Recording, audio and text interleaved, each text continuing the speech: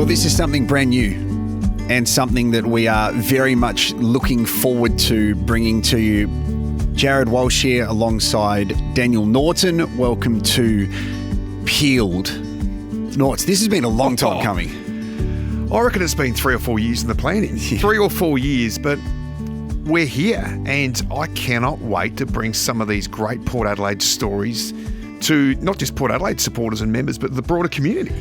Yeah, it's pretty powerful. My Port Adelaide story is I grew up in Tasmania. I idolised Gavin Wanganeen. I idolised Shay Cockatoo Collins. It was weird the other day at the Adelaide Oval. I got to interview Gavin Wanganeen and I was too nervous to tell him that I had a poster of him on my roof. Just looking up on the ceiling.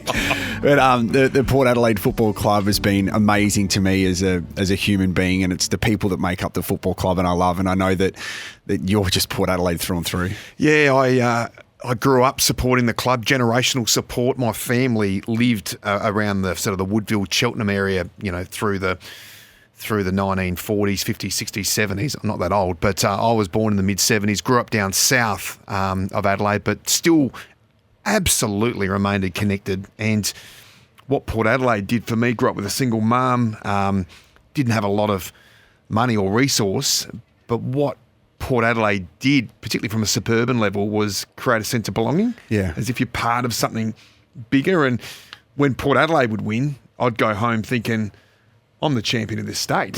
I might not have, whilst the resource around me doesn't indicate that, I feel really, really good about myself because my team is winning. So I used to go to Albert Oval from the age of 5 or 6 with mum and then obviously carried that passion through to the AFL. The beauty of this is that we're not going to talk about inside 50s or contested possessions or game milestones. We want to get to know the people that make up the people at the football club. Yes. So what you might see at the games in the AFL or the AFLW or the Sandful, that's all really important, but we are about getting to know the people that make up this community. And over this series, we are going to speak to so many incredible people that have stories of resilience, of heartache, heartbreak, adversity, but also some really feel-good things as well. And there's a lot of amazing stories that just build up the diversity of the Port Adelaide Football Club. And humanises the players. Yeah. Ultimately, these are athletes in the men's and women's space that do extraordinary things on the football field. But ultimately, when you peel back the layers, they're just ordinary people with ordinary issues in life, or they celebrate things that we all celebrate, and they have their trials and tribulations like all of us. So I can't wait. Episode 1 is a really significant episode for us because we want to provide a safe space. We want to provide trust, and the word vibe is going to be used in this episode as well. And it's someone that we're both very protective of because we know the person, and it's almost a privilege to be able to have our first guest on because of the story. And the story is so significant, and it's a story that not many people know. And once they do, I think a lot of minds will change. I think a lot of perspectives will alter. And it's just a story that needs to be told. It's a story of belonging, and it's a story of great depth, and it is definitely a story of resilience. Episode 1 of Peeled. Welcome. Let us introduce you to Willie Rioli.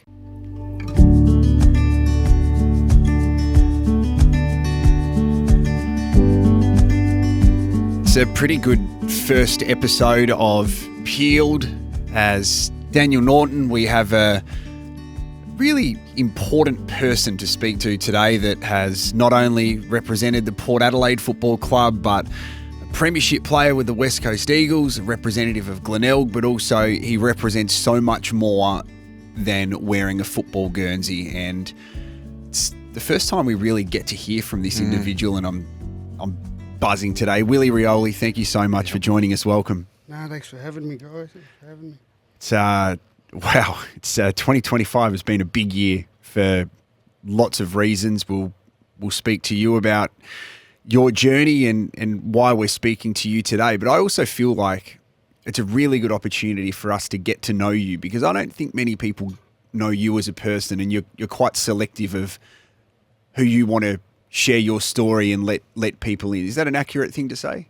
Yeah, definitely. I think I've kind of had a journey through football, and obviously haven't been the smoothest ride, but I've learnt a lot about myself and learnt a lot about the industry that not everyone knows my story or know who the real me is. So I definitely was brought up in a family that likes to shelter that stuff from the spotlight, but I think it's hard when you actually play footy and you play at the highest level, that you always an expectation on it. So Willie, it is so good that you're our first guest on Peeled, and it's a privilege to have you on. We spoke leading up to this podcast around the emphasis of trust that you put on people, and often when you speak to someone on the phone, you're quite guarded until you get to meet people and get a sense of their authenticity and what their motives are. So thank you for coming on. I know this is in one sense a big leap, but talk us through how you naturally connect with people as a starting point.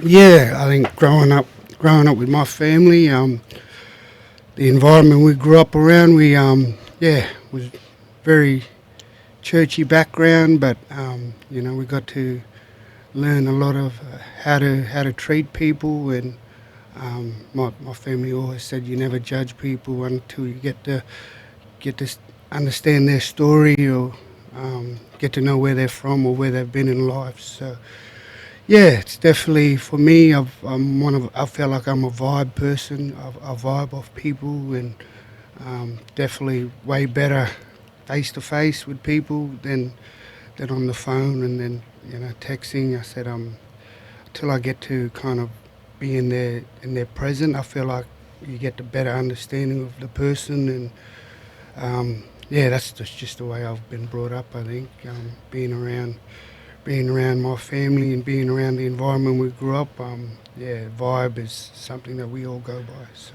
I can tell that you feed off energy of people, and that's like for my role at the football club when I'm on the microphone and the team wins, everyone's just waiting for you to actually get off the ground, because you are at Adelaide Oval, you're at the northern end meeting the fans, and it seems really important to you, and every game you're the last person in, because it seems that you're really grateful for the people that care for you and love the person that you are, and I think that's a really beautiful thing. Is that really important to you to feed off the energy of the people that make you comfortable being you? yeah, definitely. Something last kind of conversation I had with my dad was son, everyone knows you can play the game. It's more how you conduct yourself as a person and how you give back to the community. That's basically how he wanted me to be remembered. Not he said, son, if anything, I want you to be remembered by the person you are. Everyone's going to judge you based on your football, but that's their own opinion. And I was always brought up to that, never to be. Football is just a bonus in our lives. How we are as people is, and who people that are around you who judge you, that's the only way you should be judged, is worrying about is the people around you. So that's how we go about it. And Dad said to me, son, when you get back to footy, I want you to give as much time back to the fans and the people that are there for you, and and you'll see the way they put you out as a person, that they'll always look after you, and know that you're very humble and quiet person, and that's kind of way I want to be remembered, not by my football, but how I've treated people in the present moment. That's how I want to leave my football legacy behind. So. Yeah, it's pretty powerful, Willie, and there is so much for us to cover over the next 35, 40 minutes or so, so we might be at risk of jumping around a little bit here, but just for context, and there might be some new listeners that aren't aware of your backstory. So your father passed away sadly, Willie Senior 2 or 3 years ago. So that's the context when you say you had a last conversation with your dad. What was the influence of your dad Willie over you growing up and your broader family when you were growing up? Yeah, when I talk about Dad was a very tough, loving person. Never really wasn't the guy that, talked us up as kids, but always the one that, put us in the right direction. Never told me what I did right, but more so what I needed to get better at. So he was one of those fathers. I never really, I kind of grew up more closer to my uncles because they were around me more often. My dad he was one of those that left at 5 in the morning and I wouldn't see him till probably 6 o'clock that night. Yeah. Because he was a ranger, so I only had like a couple hours with him every night before he went to bed, or on weekends was probably the most I got to spend with my dad until I went away for high school. But very tough, loving father. Always pointed me in the right direction and gave me the stuff I needed to work on, and more so than things I was doing well. So, and I think you need that as a young kid. Not someone that's always talking you up or bragging about you. It's more. I've never saw my dad brag about me or until I won my accolades as a junior coming through the ranks, and that was the only time he told me was congratulations, you deserve this from your hard work. So he's one of those dads that he always, not just him but all my brothers and their dads were the same as well. They always said nothing's given to you, you have to work to get rewarded, and if you don't do the work you don't get rewarded. So that's just kind of my upbringing with my father's side of the family and also my mum's side of the family as well. But definitely I always say he wasn't the most loudest off field, or but definitely when it came to football I knew he knew his stuff. So. What's the process? Can you remind for people that may be listening for the first time or unfamiliar with the process of you changing your name a few years ago?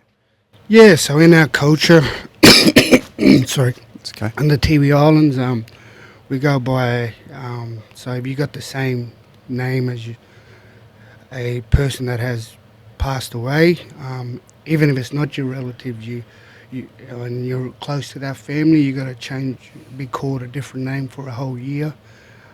That's just until they have the 1 year anniversary is when, and they do the ceremony is when after that you get your name back in our culture. And that's not just for extended families, for people around the community.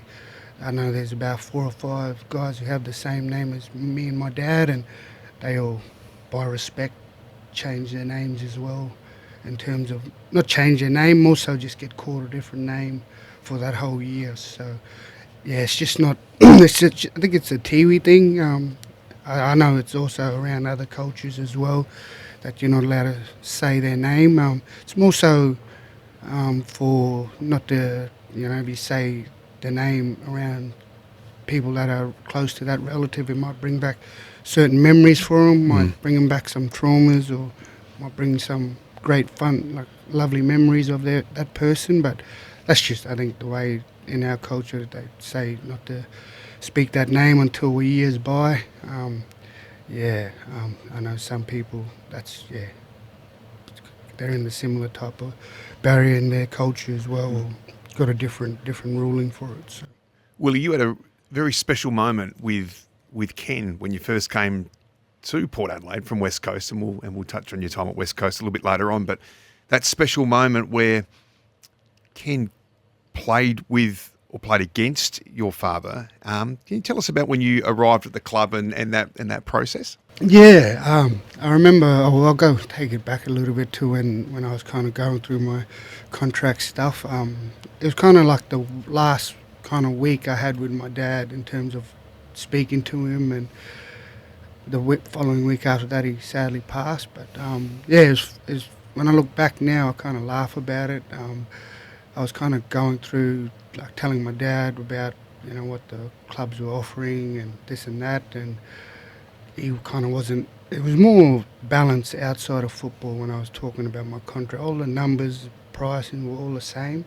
It was more who's going to help me post-football, or who's going to help me outside of football to find a good balance in terms of not just worrying about football, but having balance in terms of work and study outside of football. And yeah, I chose that. That was the biggest decision, was who's going to help give me balance outside of football. And I remember, showing him a couple of the clubs. Showing my dad a couple of the clubs that were interested in the contracts, and then, Dad was like, "Oh, hold on a minute. Well, one of my mates is going to give you a call." And I was like, "Oh," and then he hanged up, like, just after that. And then, kind of like thinking in my head, like, he just gave me, like, one of his mates is going to call, and wondering who's going to call. And next minute, probably 10 minutes later, got a call from Kenny. I got a call from this number. Didn't know what it was. Like, I'll answer it, and it was Ken Inkley on the phone, and he's like, "Oh," and then Kenny kind of filled me in on a little bit of how he was connected with my dad, and Dad kind of told me after I hanged up with Kenny and had a yarn with him, and then said, I played in his bicentennial game. I can't remember what year it was. The NT team played against Geelong, and Kenny was in his prime at the time, and was playing for Geelong. And after the game, him and Kenny swapped jumpers, and Dad gave him his bicentennial NT Thunder jumper, NT Buffaloes jumper, and Kenny gave Dad his Geelong jumper, and I still have to give Kenny back his jumper now that we talk about this. It was great when I came and played for the club.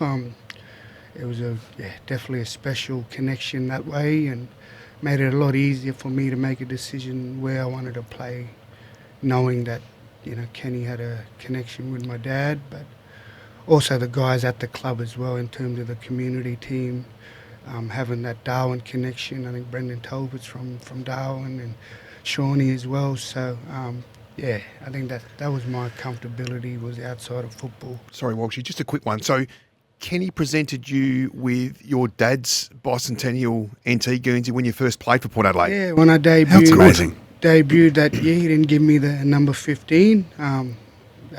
He gave me my dad's NT jumper that he had for over 20 years. So Wow.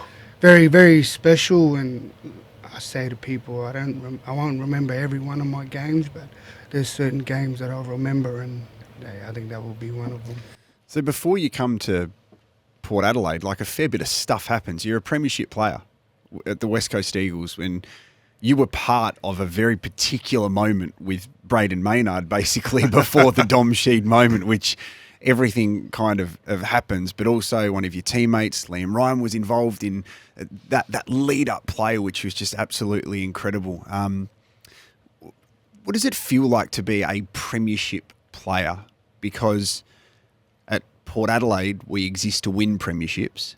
I think you're the only premiership player on the list at the Port Adelaide Football Club.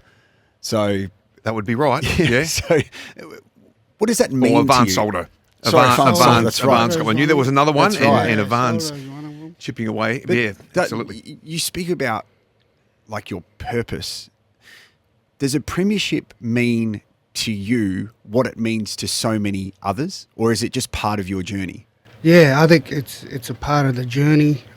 I used to think premiership was, the be-all and end-all, but I think I was lucky to win one early in my career, and now, I think that was, when I won that, I remember questioning myself year after, what else is there to win, and I think, my dad was the one that kind of pulled me up and said, "Willie, it's not about the premiership in the end, it's all about the journey you're on." And that's kind of the way I go about football now. And one of the biggest decisions is to me to come back to footy, because I could have happily walked away into the sunset after my saga with the football with the AFL in 2019, but I knew that it was more than just winning a flag. It was the journey that you're on and the connections you make along the way. I think that's the thing I want to, when I'm, when I was to, I think when I went home in the COVID years and when the SADA thing happened, that was the main reason in terms of me changing my perspective on life. And but yeah, going on with the premiership, definitely something that I cherish. And I think we got a little group chat, the 2018 boys, and we all talking. They're all talking about the reunion coming up. So it's something, like I said, it's about building connections, and football is about that. I think it's more so than the accolades. I think it's more the people you meet along the journey that help shape you into the person you could become. So your time out of the game, then, one of the most powerful things that I saw through your time out of the game was Daniel in a grand final holding up 2 fours. So he was sending a message to you when he's kicked a goal in a grand final, which I just thought was a really powerful thing. How did you deal with your time away from the game and seeing a moment like that? What sort of emotions did that bring up? Yeah, it definitely made me a lot hungrier to come back to football, and knowing that I still had relatives playing the game. On the biggest stage, he was able to remember where I was at the time. So in my life, and yeah, I don't really speak about the 18 months I was away, because that was probably the toughest years of my life. Had a lot of different thoughts, had very dark times in that 18 months. So I think that's like a trigger thing for me, that when people bring those 18 months up, or the stuff I've been through that time of the year, it was a very dark time. And I think that's why I say, I think I don't really often talk about it, but I think I'm grown in a person to speak about it more, and going through therapy and doing that type of stuff, which I never was taught as a young kid to do. So, and it's made me a lot stronger person in terms of being able to speak to people and open up to people a lot more, and hopefully I'm getting a lot better to come out and speak about it in public, and getting people to understand more so the sheltered part of my life that I've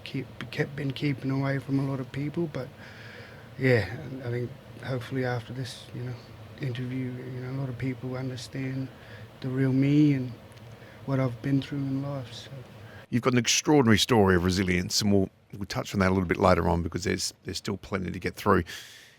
But I get a sense that you've learnt to be resilient through your experiences clearly growing up and with family, but also your experiences at football clubs. So West Coast must have taught you a lot. And of course, before that, Glenelg in the SANFL. I mean, we can't gloss over your time at Glenelg as well. What did you learn coming down to South Australia to play for Glenelg before you went to West Coast? yeah, I think Glenelg was the club that I always say that taught me to be professional.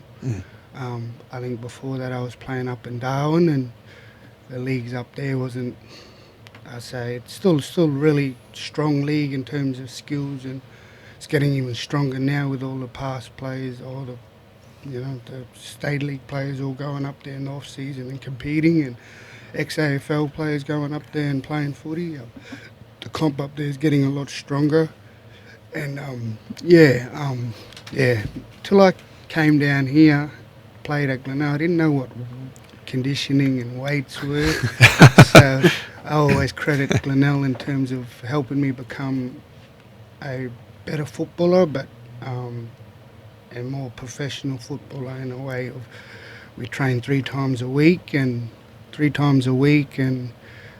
back in Darwin we only used to train twice a week. So it was a big stepping stone in terms of coming and trying to play football here. But I think after missing a couple of my drafts 2 years before that, I kind of gave up hope in getting drafted. So, me and my dad used to talk in terms of like just, being drafted, not the be all and end all. It's, how you conduct. That's where I learned to to be judged by just the person I am when I came down here more so than the football, because I always said the way you conduct yourself, you meet, there's so many eyes watching you. So that's where I learned to just conduct myself in a positive manner, and just do right by the people around you and the team you're playing with, in terms of playing your role for the team, and you get rewarded at the end of it. That's just the way. Coming down here and learning that from Glenelg, and then getting drafted, I said it wasn't in the picture until probably the end of 24, I think, when we was all having, the season ended and we all was having a drink up at the Glenelg Cricket Club. Yeah. And I was lucky enough that I had probably 5 or 6 mentors there who were just fresh off the AFL list, in terms of Terry Malera, Sam Lonigan, Ben Nason, who else was there? Aaron Joseph. So these guys were all fresh off AFL list, and I remember that, when we was all having a drink, they was saying to me, Willie, you can play footy at the top level if you do the hard work this next pre-season. And at the time I was kind of like, trying to brush them off in terms of getting it too emotional here talking about me. Can we just talk about something else? But I'm one of those that I take things in, no matter where we are, where we're at. There's little things I learn of people, and I said I wouldn't have probably got drafted if I didn't have those boys who kind of gave me the belief to play, that I can play at the top level.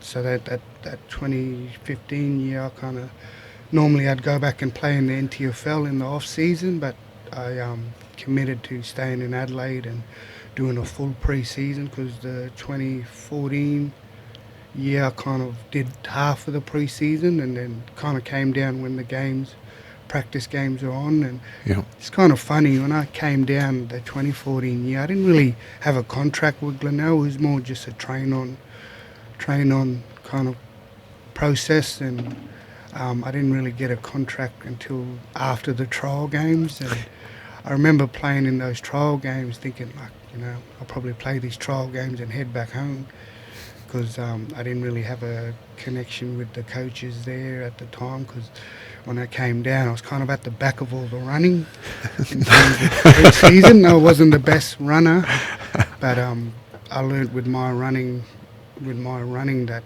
when the footies are out there, I run a different Ks, different time than what my 2K would be or my 1K would be when the footies are out there. So I am a high kilometre runner, but when the footies aren't there, probably the slowest. But I learnt that at Glenelg, and that helped me in terms of trusting, if I did the work outside of the football, that the running will improve. I'll be able to cover the ground a lot more. And it's funny, going back to the trial games. I think we played Henley Sharks in our trial games. We had 2 trial games against the league and reserves there, and it was at Amy Stadium, when Amy had the oval outside. So we played on that ground outside of Amy at the time, and I remember I got selected to play in the reserve team first, and I kind of played really good in the first half of that game, and I think I had 5. Kicked 5, I think. 5 goals? Yeah. In the first half. In the first half in the reserve, and then the coach kind of pulled me up halfway through and was like, we might cut you there and get you to play the next half with the league. And then, came out and played really good in the league as well. I think I kicked another 3 or 4. 9 for the day. And then, that was it. Then kind of like pulled a pin on me. He's like, that's enough. We'll set you out for the next 2 quarters. And I remember getting offered. I was like, I'll sign 1 year contract here, and then see if I can go back home and play footy next year. And yeah, they said, oh, we don't do 1 year contracts here at Glenelg, we're going to give you 2. So I kind of, from then on, kind of knew that they trusted me and they believed in me. And the following year, did the full pre-season, and I kind of saw the rewards that happened.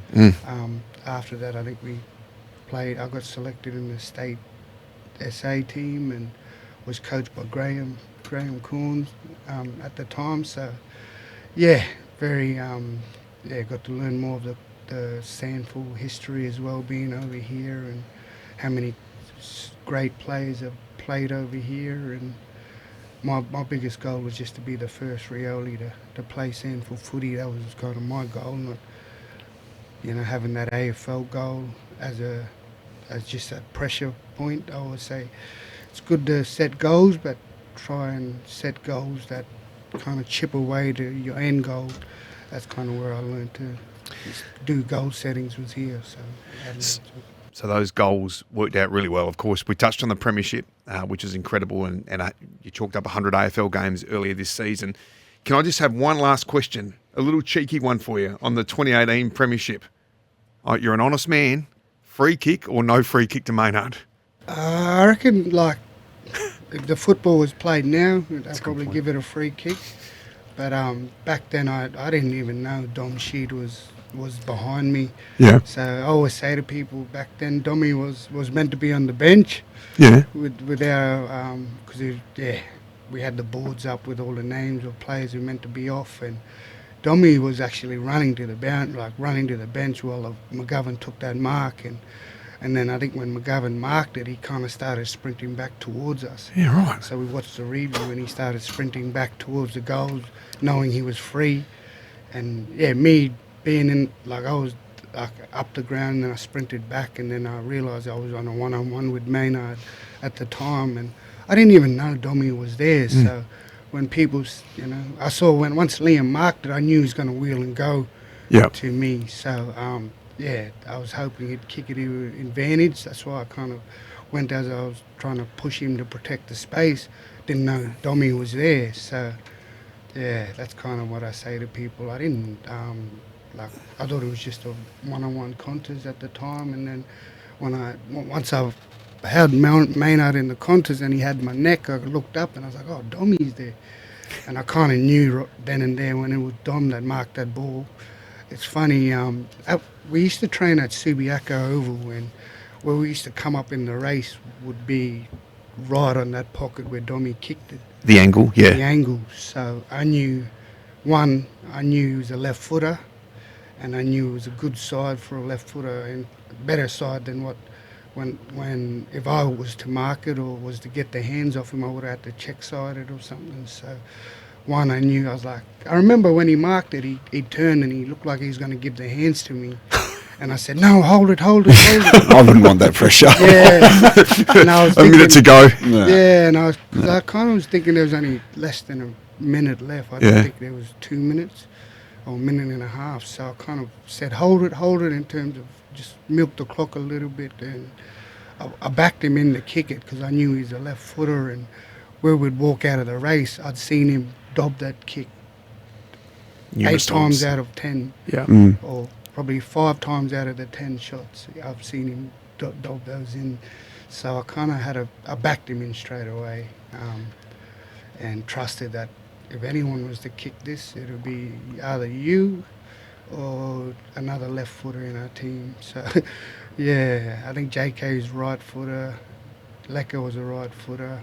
So, I think it was in the perfect hand at the right time. And I always say, everything happens for a reason. And I always say that was the reason he was in that position to kick that goal. So.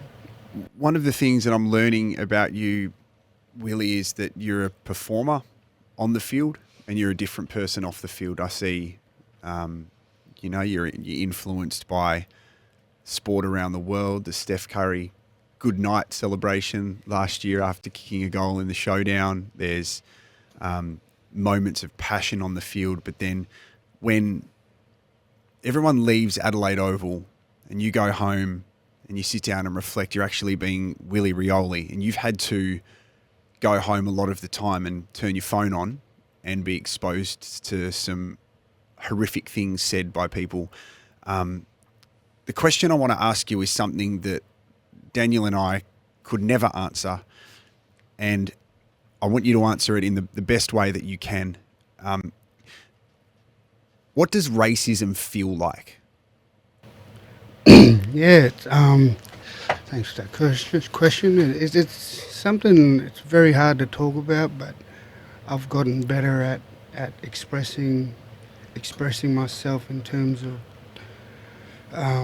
letting it out. I think I watched a lot of, I think when I was away from football, watched a lot of influences in terms of people that are in this other states and other sports code to not be shy about speaking up, and I think that's helped me at the same time and got me into a lot of trouble as well, to speak my mind and let it out, to show that, you know, there's things that happen outside of sports that we can't control, but if you kind of express it, or not express it, but share it and kind of show people what you go through, it takes a weight off your shoulder. So I think because of my profile, sometimes it can get taken out of context sometimes, which I completely understand with the media stuff now,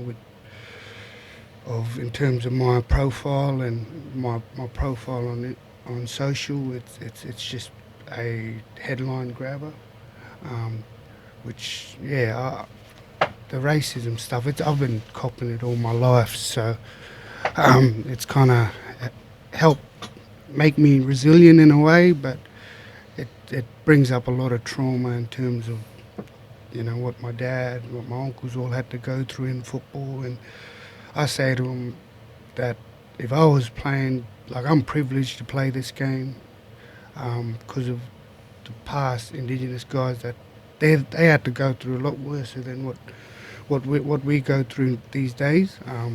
You know, in terms of, you know, going to games, getting it called out in person. I feel like that's a lot harder than what people that are hiding behind keyboards, and that, you know, sometimes I reckon the people that are running you down on social media don't actually come to the footy or have some sort of mental illness or mental hate towards you, which I said to them, I don't take it really hard until I meet them in person. And I feel like I'll never get to meet them in person, but I always say that there should be some sort of social network where it has to have your driver's license or it has to have your address, so that, you know, you can be accountable for. But I can't control if people opinionate me based on football or based on social stuff that's happened in the past with my incidents. So yeah, that's why I like to live in the present. I love to give back to people that, you know, come and want to get to know me as a person. And that's why, you know, going back to the supporters and that, you know, I feel like giving time to them gives them a greater understanding who I am as a person, really, not just this, you know, football guy or this famed footballer who plays football and gets opinionated by, because that's what football does, playing at the top level. You get opinionated by the commentators, you get by the cameras, by the media, or, you know, which they don't, I always say, we all used to play this game for free once upon a time, so yeah, I always say you get just playing at the top level, that's just what comes with it. And that's why I'm a different, like, to me, passing that white line, to me, walking off it, I'm a completely different person to the footballer. So earlier this year, Port Adelaide was really strong in its advocacy for social justice for First Nations players, as we all know, Walshie, and multicultural players as well. And part of the argument was framed around context of abuse or casual abuse, in the sense that it should all be part of the same mix, when there's no such things as casual racism and pure racism. For you, what you hear takes you back to a traumatic stage of your life, regardless of the intent. So what might be said to a non-Aboriginal player that's said to an Aboriginal player like yourself, Willie, might impact you completely differently than what it impacts Walshy or myself or a non-Aboriginal player. So I use an example of, say fat shaming or your cultural diet and so forth as what some might consider to be just a throwaway. Does that impact you differently, do you believe, because it takes you back to a place of where your community is? Yeah, definitely. I say there's emotional trauma in certain aspect of life, whether it's living in the city or living out bush. But yeah, there's certain, I would say, triggers that people all have in their own way. Some might have it a lot different than I do, but yeah, certainly, like you said, in terms of weight issues or the environment issues and even past, even stuff I've went through in terms of the 18-month suspension.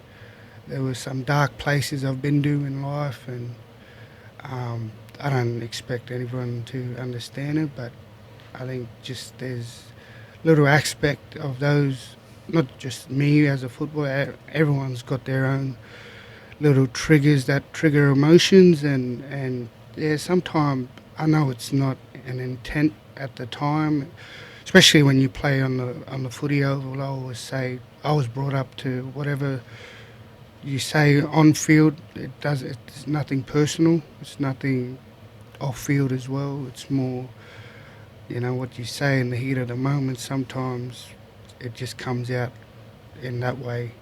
So I never, anything that's I've been said in the past on the footy field, I never take it personal, unless it feels like a personal threat or feels like it's meant to hurt in a way. So yeah, I was kind of brought up to whatever was said on the field stays on the field. So yeah, I don't know if that's a part of other people's thing, but yeah, that's just the way I was brought up to play football. That everything in the heat of the moment isn't personal. It's always just at the time it comes out in a wrong manner sometimes, and that's why I don't really dwell on things that's been said to me unless it hits an emotional trauma in my life. And I think 95 times out of the times I've played, it's never been any bad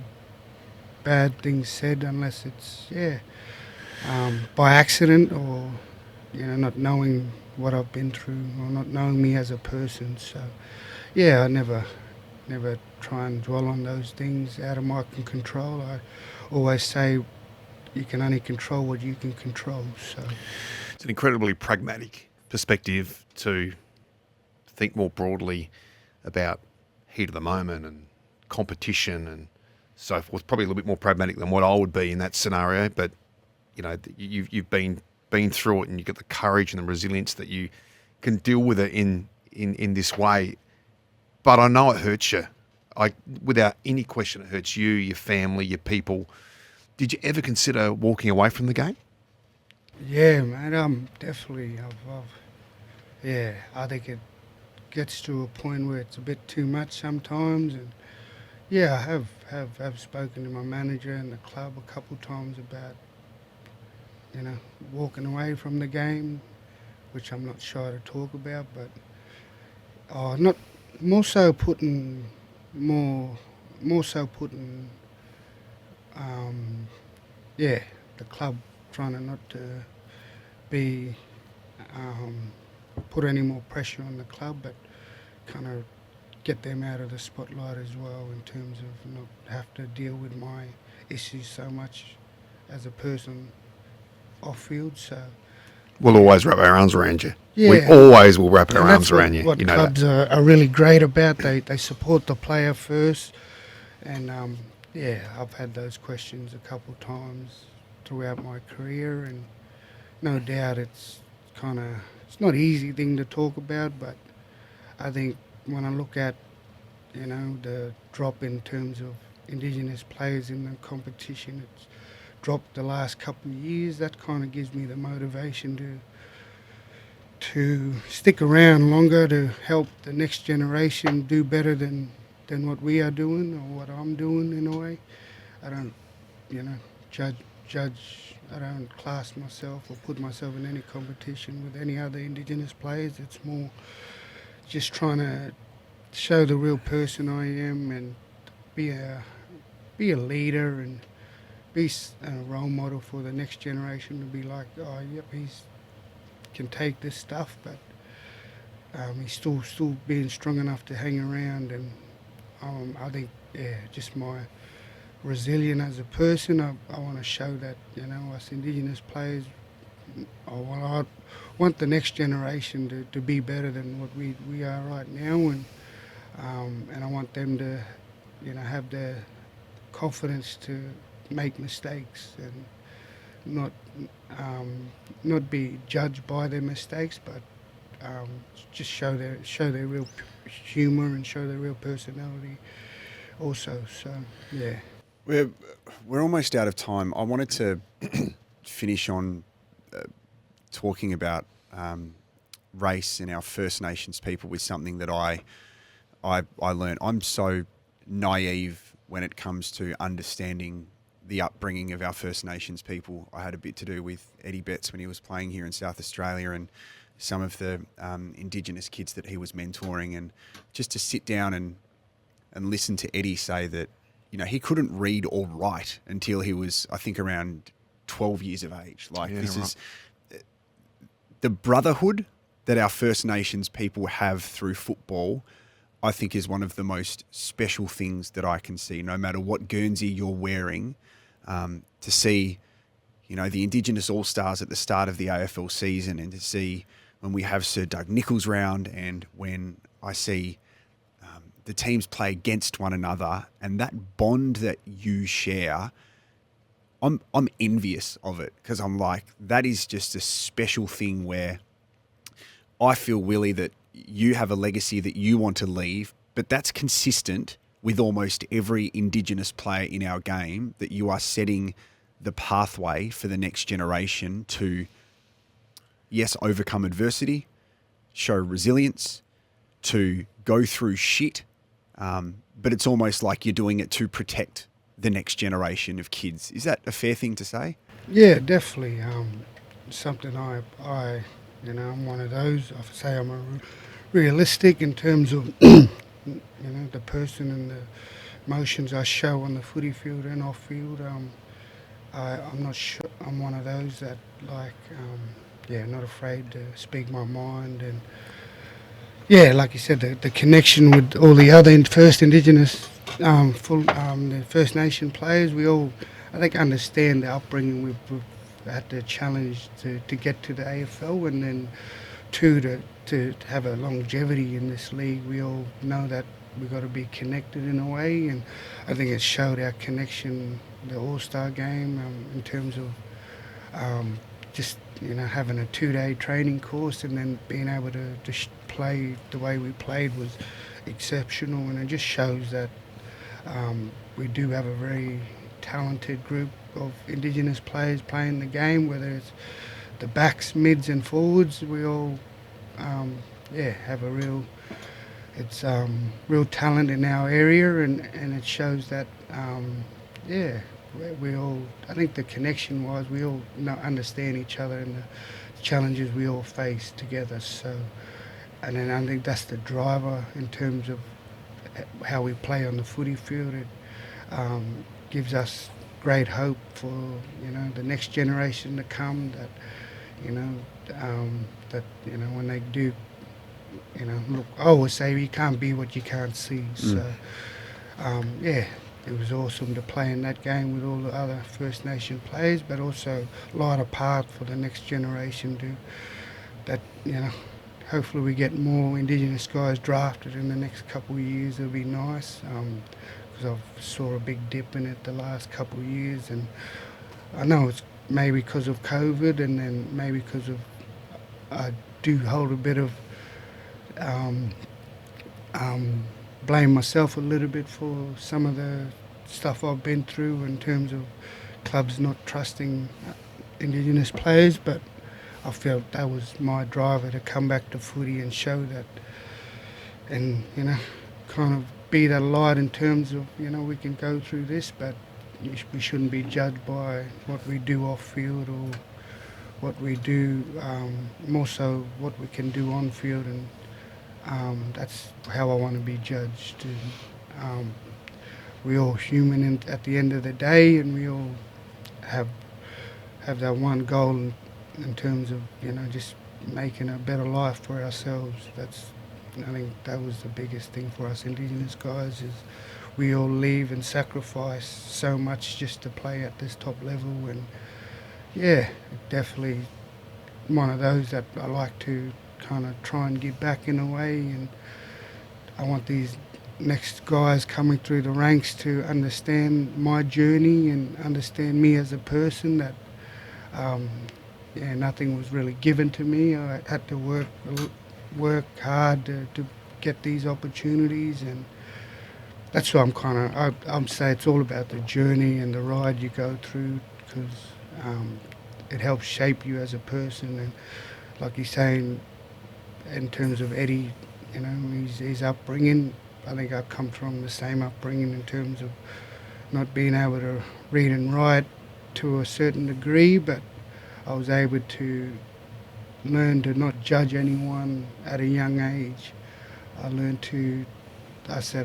lifestyle skills before I learned educational skills. So, I learned how to, live off the land, that type of stuff, before I was able to learn how to go to classes, read timetables, stuff like that. So, what a remarkable story!